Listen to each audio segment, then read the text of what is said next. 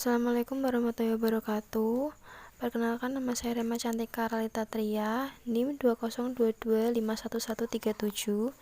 Di sini saya akan menjelaskan tentang point of view dalam memahami Islam. Sumber-sumber hukum Islam.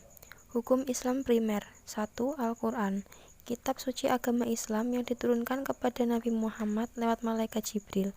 Al-Quran sendiri dibagi menjadi 114 surah. Kedua, hadis atau sunnah.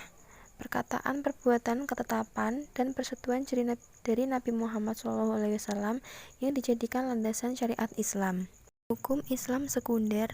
1. Ijtihad, sebuah usaha untuk mencari ilmu bertujuan untuk memutuskan suatu perkara yang tidak dibahas dalam Al-Quran maupun hadis dengan syarat menggunakan akal sehat. Pengertian sunnah dan bid'ah.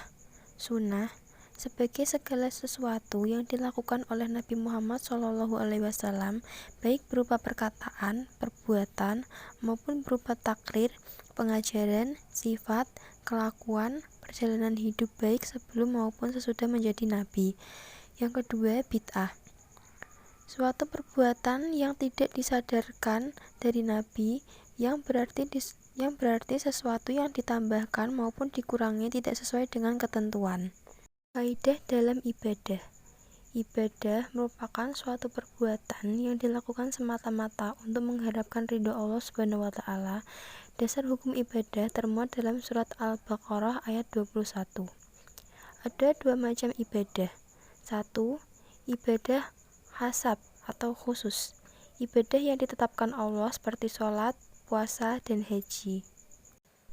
Kedua, ibadah ammah atau umum, yaitu suatu amal yang diizinkan Allah seperti pendidikan, politik, sosial, budaya, dan lain-lain. Kaidah dalam muamalah memiliki arti berinteraksi atau bekerja keras untuk mewujudkan keinginannya. Prinsip kaidah muamalah. 1. Muamalah memiliki hukum mubah atau boleh. 2. Muamalah dilakukan untuk kemaslahatan. Yang ketiga, menetapkan harga kompetitif, memberikan harga murah sesuai dengan biaya produksi dan tidak untuk menimbun. Prinsip beribadah.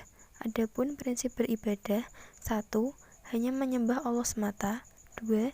Ibadah dilakukan tanpa perantara. 3. Ibadah dilakukan dengan ikhlas karena Allah Subhanahu wa Ta'ala. Yang keempat, ibadah dilakukan sesuai dengan tuntunan Nabi Muhammad SAW.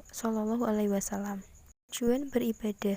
Ada juga tujuan beribadah antara lain mendekatkan diri kepada Allah. 2. Menjauhkan diri dari kemungkaran. Mungkin hanya ini yang bisa saya jelaskan. Kurang lebihnya jika ada kesalahan mohon dimaafkan. Wabillahi taufiq wal hidayah. Wassalamualaikum warahmatullahi wabarakatuh.